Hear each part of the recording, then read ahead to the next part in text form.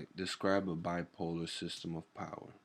Okay, so the word bi here, if you break down the word, it usually stands for two, and that's basically what it is, right? So a bipolar system of power includes the division of power and position within two sections.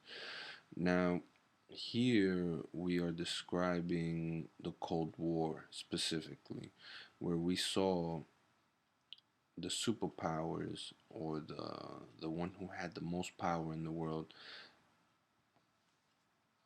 being divided into two sections. Okay, so power wasn't it just wasn't on one, and there wasn't any multipolar system of power. There are many powerhouses. No, it was just two main ones. It was the United States of America, and it was um, the Soviet Union, right?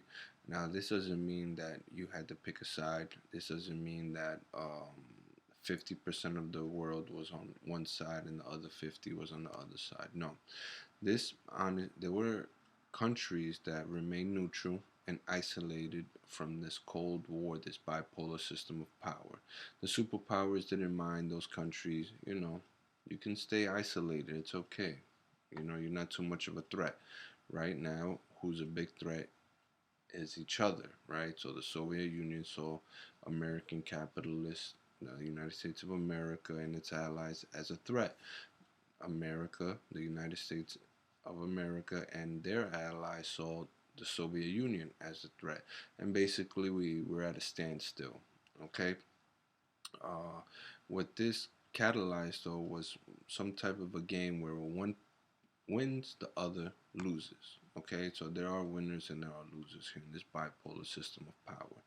And this is when the superpowers begin to compete.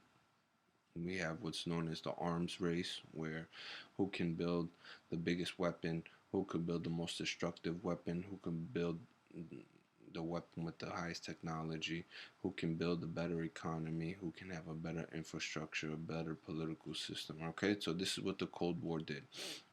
And also, what the Cold War did was it initiated a race for third world countries, right? So remember, if one side wins, the other loses. So let's say the Soviet Union was able to manipulate, let's say, China to become a part of the Soviet Union and become communist. Basically, the Americans lost. Okay, we lost China. All right, China could have been a capitalist, but you know what? They went with the Soviet Union and became communist. But there's also a downfall to this bipolar system of power. So when you're trying to grow an empire, you know, it might get too big, and you remember you're inheriting all the problems that are internal within that specific state. Okay, so when can a bipolar system of power become, we'll say, a double-ended sword? Well, we saw it in Vietnam.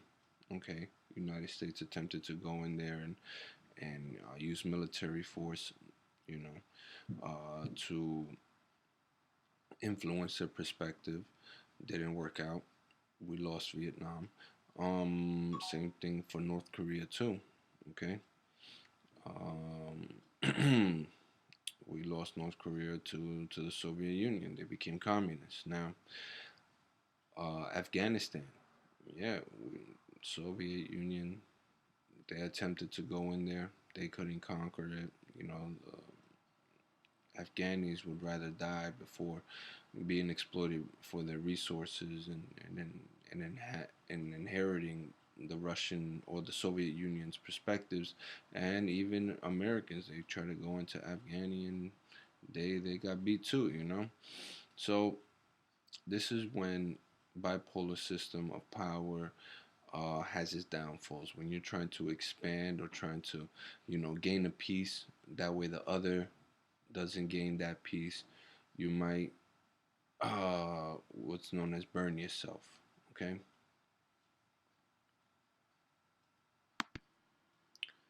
The last thing I would like to add is after the Cold War, sorry, after the Cold War, we went into what's known as a multipolar system of power.